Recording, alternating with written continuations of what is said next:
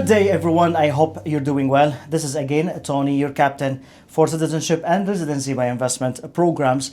And as you know that we are in Athens, in Greece, and we're meeting so many fellows and colleagues from different countries around the world. And I came up across with a very unique product and program, to be honest with you, that I did not even also know that it exists. So I prefer that to share with all my followers on all social media platforms that what is this program and how you can benefit with this program.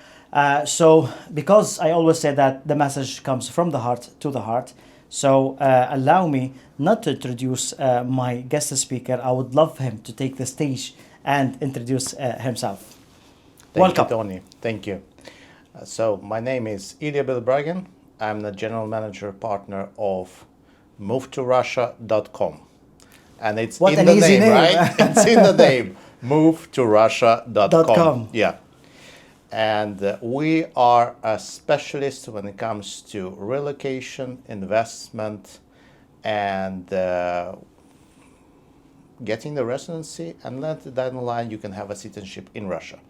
That's the great element, to be honest, for so many people who they might be interested to the program. That the first time that we met, it is 2 days back. And then out of the sudden that we sat next to each other, and then of course we exchanged business card. I do this, I do that, and whatever. The moment that you said your company moved to Russia.com, then that it could be like investment opportunity or business opportunity in a way. Yes. But the moment that you told me that there is a golden visa program in Russia, then this is where it really stopped me. And then I said, this is the moment that I really have to do to share that type of thoughts. I usually do my study before even having the podcast, but I love to do this podcast together. So everyone that was seeing the video, and then even also myself, will learn more about move to Russia, and even also about the golden visa. Of course. So can we know that when this started at first? Yeah, so the program actually launched all the way back in December 2022. December 2022. Okay. Yeah, so it's quite far back. Almost 3 years? Yeah, almost, yeah. Yeah? Yeah. But at the same time, it hasn't been much in the news at all. Yes. Mm-hmm. And for, I think, the Russia, it's still a very new thing. Mm-hmm. But as any golden visa program is out there, you either invest in real estate, or you can invest in a business, Mm-hmm. or you can start a business, or you can actually make a donation. Mm-hmm. And through that, you can get a permanent residency in Russia. But not only you, it's actually your whole family can get it. Mm-hmm. Allow me to say it in parts.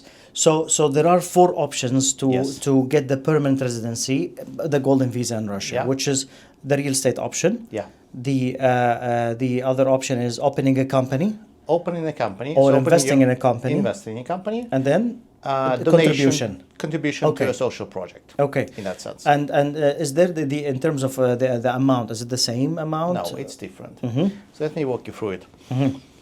Now, the amounts, of course, have been in rubles, but since the ruble has been going so strong against the dollar, it's plus 38%, I think, over 2025. Mm-hmm. It's better performing than gold, so we have to recalculate all the investment. Where to invest. Yeah, exactly. So the lowest one is the social project, and it's about 15 million rubles, which is about $175,000 right now. Mm-hmm. Is it you mean the donation? The social donation, is donation. Okay. And you don't get it back essentially. So Yes, you kind donation of at invest. the end of the That's day. it. Mm-hmm. So 100, almost 175 US dollars. Yeah. Okay. Yeah. And that's something that there is an approved list of social projects that are pre-approved by certain regions, and you get money to renovate a school or I don't know, build out the playground, whatever it is. Like you give them the money, and they approve you as a qualified investor for the golden visa. And that with that approval, you can go to the migration authorities and say, listen, I can go directly and get a permanent residence in Russia. Okay. Now, the second That's one, the first option, which is they call it, the official name is social project. social project. It's like a Okay. social project. Which It's is in our immigration, let's say, dictionary is donation. Yeah, donation. Okay. It is a donation, but it's donation to a pre-approved project by the Project. government. So it's like you can't donate to any kind of organization. Yeah, as a non-profit organization and so on, it has to be approved from the government to qualify for the permanent residency.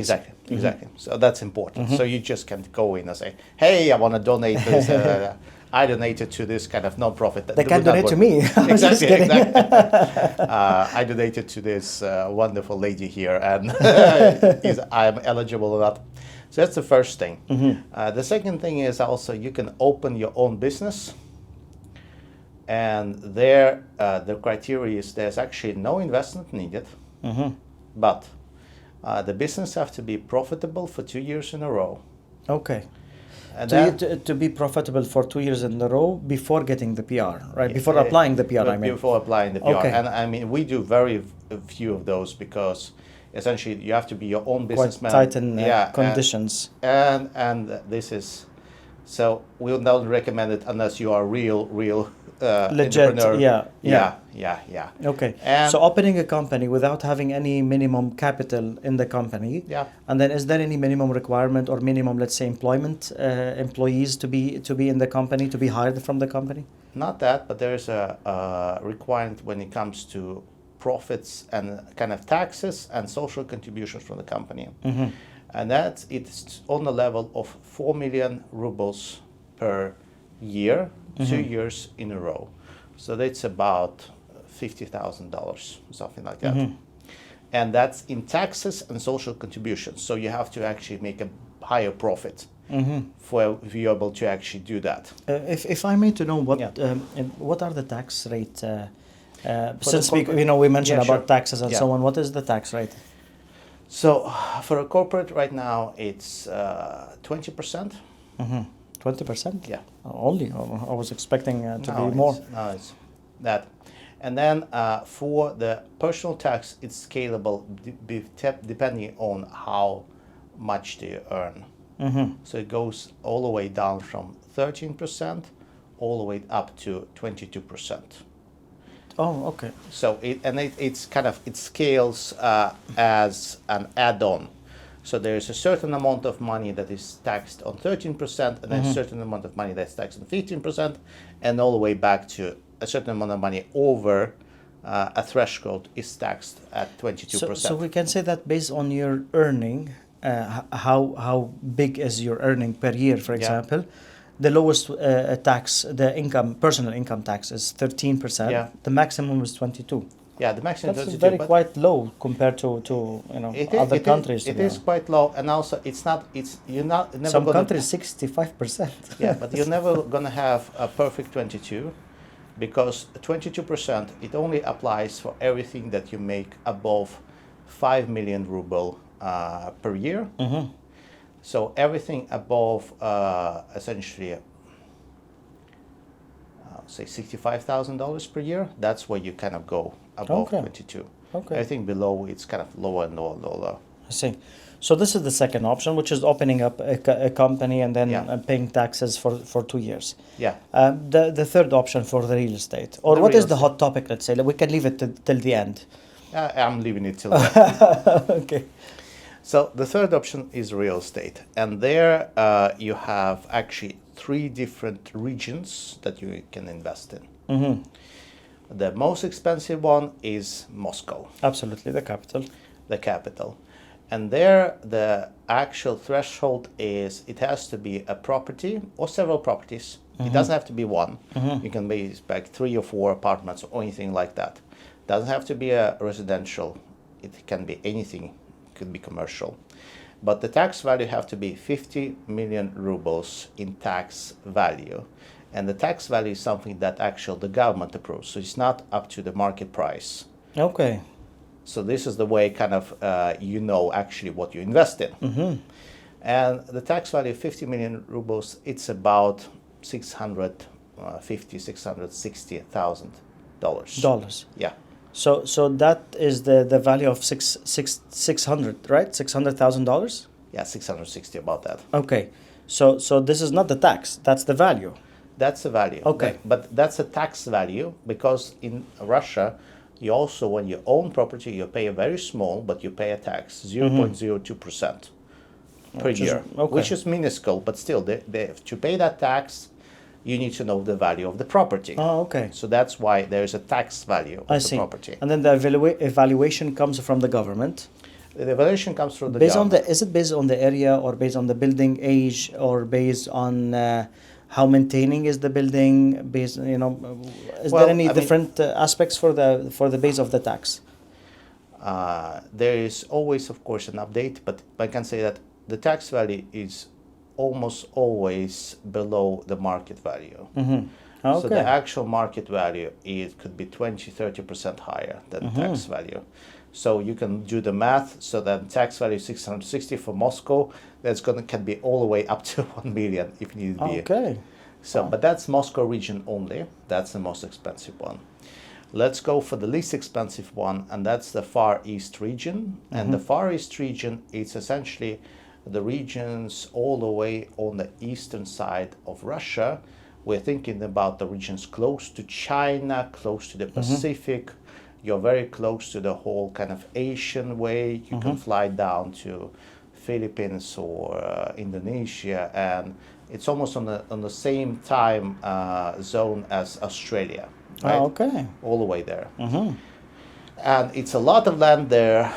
There is only about 7 million people living in a huge area. And therefore, there's a lot of programs to promote that, hey, we really want to have people there. Okay. And so the government may be trying to encourage more population to be in that areas. Exactly. Okay. And there, the actual value for the real estate taxable is 20 million rubles, which is about $235,000. Maybe with the market value, you're looking at $270,000 to $180,000. And for that, you're gonna have a great apartment in a new built building. The average square price would be between $2,000 and $3,000 per square meter. So this is like 280, right? Yeah.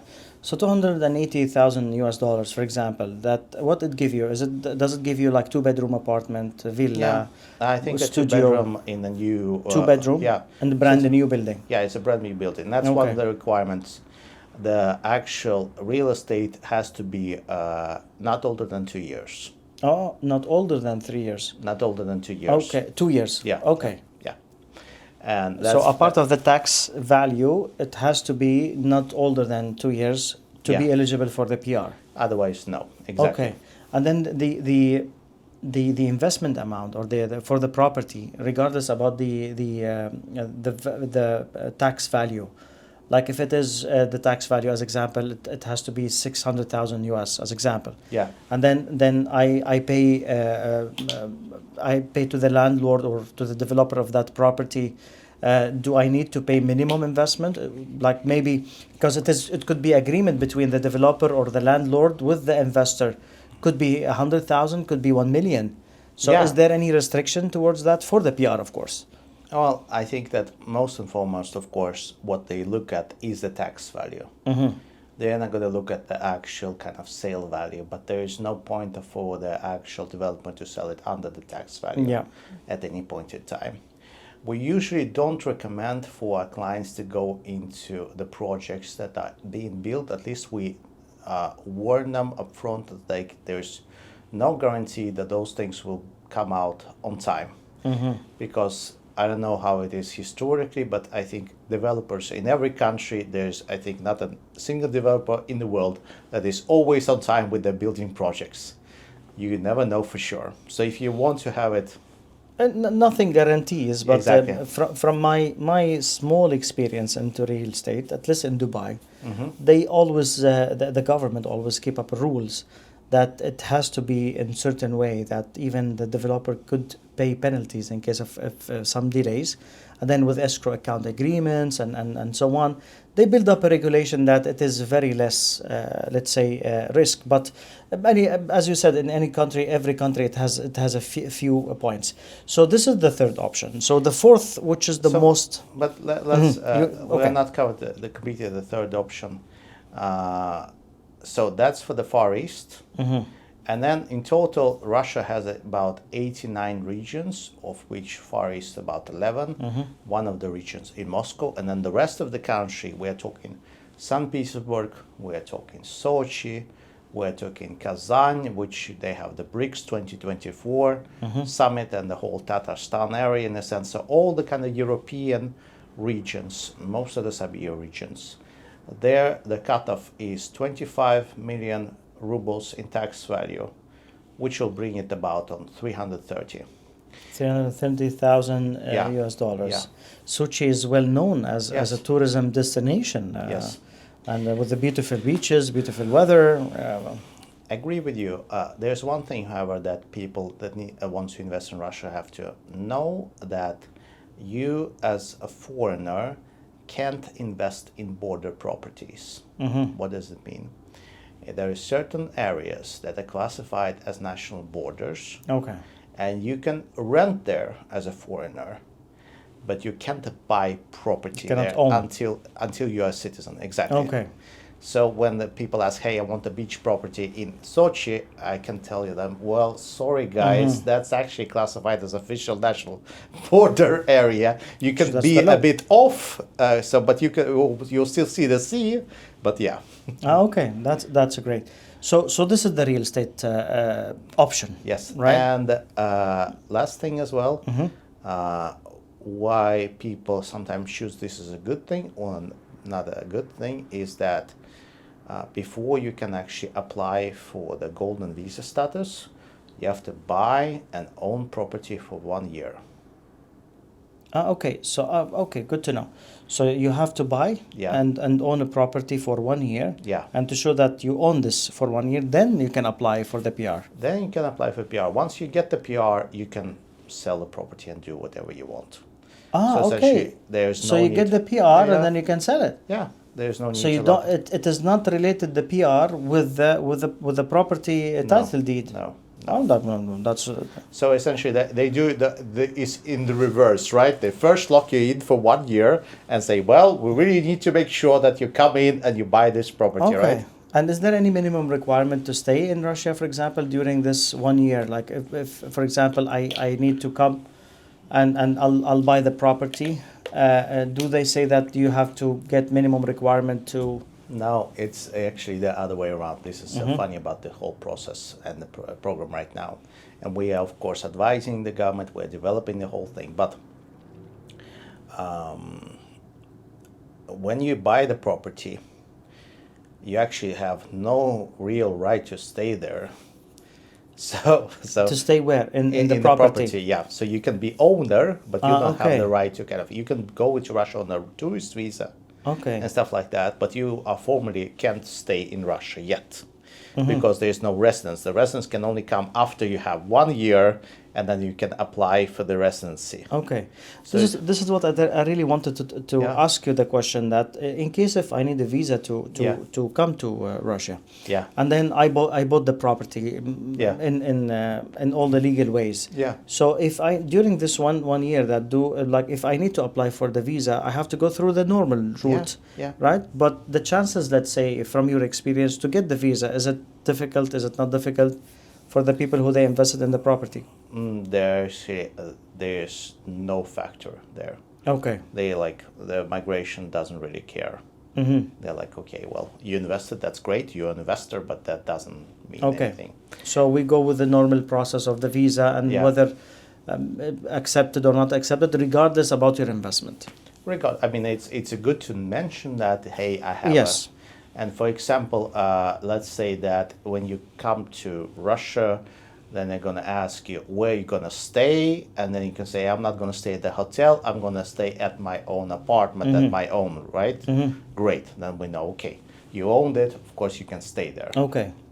But during this 1 year, I can rent it, I can Yeah. use it with a short-term rent, a Yeah. long-term rent, Yeah. and all of this stories. Yeah, you can do whatever you want with it, Okay. or if you are want to take a bit more risk and you trust the developer, you can, of course, as everybody else, invest a bit before, but it's up to you.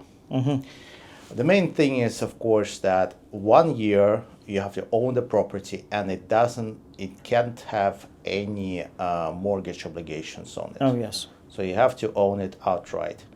After the fact, when you actually received your approval as the Golden Visa investor, you can mortgage it up, you can put it on sale, you can change it, you can, and then you can live with it. Exactly.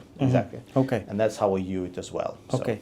So basically, out of these three options that, and we will come to the fourth one. The donation, in my opinion, the social service is the shortest way towards the PR, because you don't need to wait for 1 year, right? It is. You have to wait for 1 year? No, you don't. That's the thing. Okay, so either to invest 175 equivalent to $175,000 approximately, and then right away, the moment that you contribute, you go to the immigration officers and you apply for the PR, or the property to invest in the property based on the tax, let's say, value in different regions, but you have to wait for 1 year after owning the property, or to do the investment of the company, to open a company, regardless about the capital, but you have to wait for 2 years and you have to pay minimum tax, and then you can apply for the PR. Yeah. The most exciting option now, the fourth one. The fourth one, it's investment in a business. Investment in a business. In a business company, in an actual Russian company that has to be around for at least 3 years and have to be profitable for a certain amount of time and everything else. Now, when they did those rules, we got back to the regulator and asked, well, you said that you have to invest in a company. You need not define if it's a private or public company. I said, oh, yes, we did not really. Okay, we say, great. What about public stocks? Can we invest in public stocks? I said, well, let's say it like this. We help our clients to buy shares in a company equivalent to 30 million rubles. 30 million rubles, which is equivalent to... About 350 right now. 350,000 US. 1,000 US. So that's invested in a public company. Could be Yandex, equivalent to Russian Google, right? Could be Sberbank, the biggest bank in Russia, kind of I would say the JP Morgan or the Bank of America, but the Russian style, right? Could be Gazprom, for God's sake, right? And like you buy stocks. And then And these stocks could be value maybe later more or maybe less. Doesn't matter. In a way. The main thing is that it was the moment that you invested in the stocks. It has to be over 30 million. It can't be 29.999. Yeah, I got you. 30 million. That's a pretty nice, good option, because if you really invest in a good way, and in good companies, and of course after getting advisors, special advisors with that, you could have double up your investment in a way. It could be, and that's I think our point is we are not investment advisors, but usually what we say is that here is a list of the 50 biggest stocks on the Russian market. They are part of the MySix index, so everybody knows them. There's no way that any one of them will go bankrupt anytime soon. They're very stable, big companies. And it's up to really investor and their appetite for volatility. There are things that could be highly volatile, things that could be low volatility, right? It's up to you. And well, so you invest, and then it takes about 6 months. During that time, you apply for the residency. Because I wanted to ask, In 6 months, you can take the money out and do whatever you want with them. You can buy real estate or whatever other ways. This is the fastest way without any donation right now. Okay. So the stocks investment, the equivalent to 350,000 US. Yeah. You invested, and then the moment that you invested, you have to wait for 6 months, and then apply for the PR. And well, actually, we are doing that whole thing in 6 months. Okay. So let's say that you decide tomorrow, hey, let's do this. 6 months from now, your investment will be clear, and you'll have a permanent residency. Okay. Russia. Cool. Now Not only you, but your whole family. All family, and this is will what be I eligible. wanted. I wanted to come with it for the family. In most of the cases, let's say for the golden visas, in all the countries where they have a golden visa programs, that include the family as well. But it has some conditions, like the parents, they should be in some certain age, the kids, they should be in some certain age, and or dependent on the main applicant and so on. So what is in the criteria in the golden visa in Russia? So essentially it's direct line, really. This is what it is about. So, for example, if The you husband want and to wife. go, you want to go, your husband, wife, your parents, your grandparents, and all their spouses, your kids and all their spouses. The kids' spouses, they can get it Yes. as well. So the kids, no matter how old are they, Yes. like let's assume that if like I've not me. Let's say the person is 100 years old. Like I'm trying to go with the like that scenario. Yeah. If someone, let's say 60 years old as example, and then he has a wife, and then maybe his father is still alive. Yeah. And then he has maybe 10 kids as example. Yes. And then they are all grown up, they are Yeah. all independent. Yeah. It means that they have their own businesses, Sure. they have their own Yes. life and so on. Yes. And then their spouses and then their kids. Yes. So all of them, they can go with one investment? Yes. That's a huge thing. I know. Wow. And then within 6 months, everyone can get the PR. Not within 6 months. First, I mean, for the stock, primary investor is first and has to be approved and have to get his permanent Okay. residency first. Then, so if you are the primary investor, it will take 6 months. And then when you are approved, then everybody else can follow. I see. So we have to clear you first, and then everybody else have essentially the option based on you. I see. Okay. And they don't have to follow right away. They can follow later on. Later on means like after 5 years, 10 years? Well, I mean, it's a new thing. We have not tried it. Okay. We have asked about it and say, is it possible to do it like that? Well, hypothetically, yes. So we have people that are kind of always, it's kind of interesting. So our clients usually are, as you say, they're a bit elderly. And they say, well, I actually want to do this. And I think that Russia is a great place to be. It's safe, it's stable, the economy is going to go up and up and up and up. The energy is cheap, and well, I don't know, I like it, right?